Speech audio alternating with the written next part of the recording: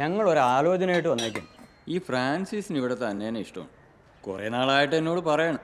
എന്നാൽ പിന്നെ വൈകിക്കണ്ടെന്ന് ഞാനും കരുതി. രണ്ട് ഭാഗത്തു നിന്ന് നോക്കിയാലും കുറ്റങ്ങളും കുറവുകളും ഒരുപാടുണ്ട്.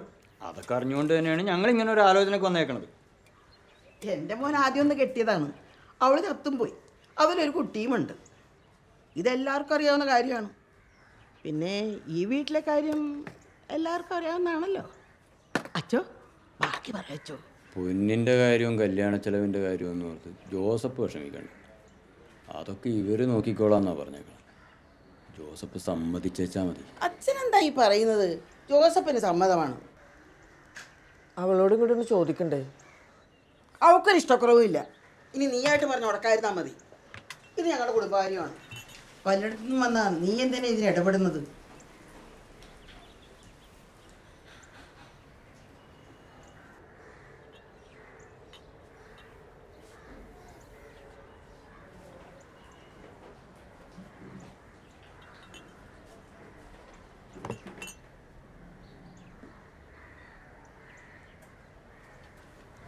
എടുക്കച്ചോ തോമസേ, എൻ്റെ അപ്പം എല്ലാവർക്കും എടുത്ത് കൊടുക്ക്.